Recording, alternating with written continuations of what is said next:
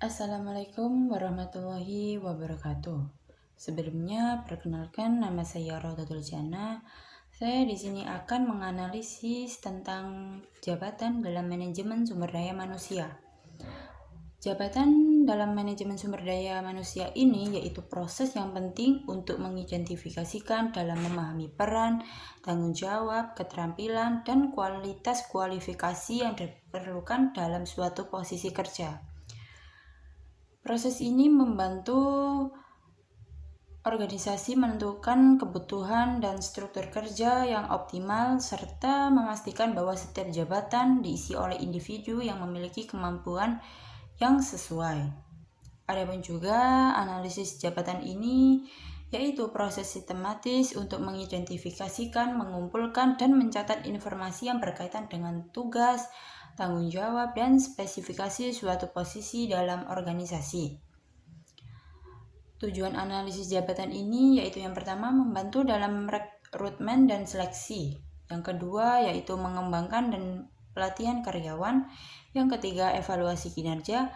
Yang keempat pengembangan struktur dan organisasi.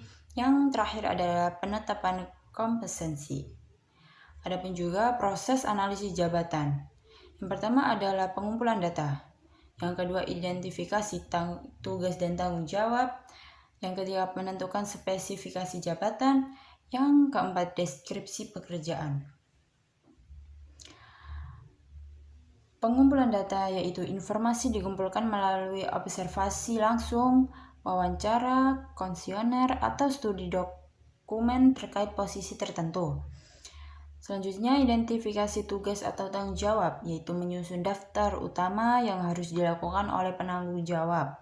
Yang ketiga adalah menentukan spesifikasi jabatan yaitu mengidentifikasikan kualifikasi minimum seperti pendidikan, keterampilan, dan pengalaman dan karakteristik personal yang diperlukan.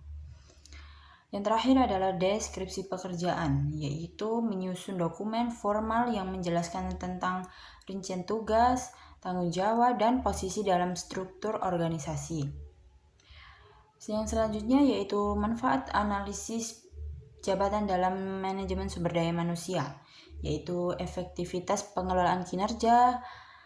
Yang dimaksud efektif pengelolaan kinerja yaitu membantu menetapkan tujuan kinerja yang relevan dan standar dan dalam organisasi. Yang kedua adalah perencanaan dan pengembangan karir.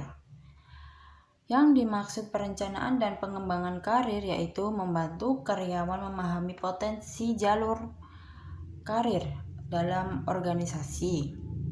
Yang ketiga adalah peningkatan efisiensi, yaitu meningkatkan penempatan karyawan yang tepat sesuai kebutuhan sehingga organisasi lebih efisien. Yang terakhir adalah mengurangi konflik, yaitu deskripsi pekerjaan yang jelas, mengurangi konflik peran antar karyawan. Selanjutnya adalah metode analisis jabatan, yaitu observasi langsung, wawancara, kuesioner, dan analisis dokumen. Yang dimaksud observasi langsung yaitu mengamati karyawan saat bekerja untuk memahami tugas yang mereka lakukan. Yang selanjutnya wawancara. Wawancara ini dilakukan dengan karyawan dan supervisor untuk mendapatkan pandangan mendalam tentang jabatan. Yang selanjutnya adalah kuesioner, yaitu mengumpulkan informasi dari karyawan melalui kuesioner yang berstruktur. Yang terakhir adalah analisis dokumen, yaitu melakukan review terhadap dokumen organisasi yang relevan seperti manual pekerjaan atau struktur organisasi. Yang terakhir adalah hasil analisis jabatan, yaitu deskripsi pekerjaan atau juga job description, yaitu rincian lengkap mengenai tugas, tanggung jawab, kondisi kerja, dan hubungan jabatan dalam organisasi. Selanjutnya yaitu ada spesifikasi pekerjaan atau juga job specification, yaitu persyaratan dan kualifikasi yang dibutuhkan untuk menjalankan suatu jabatan seperti pendidikan, pengalaman, keterampilan, dan sifat personal.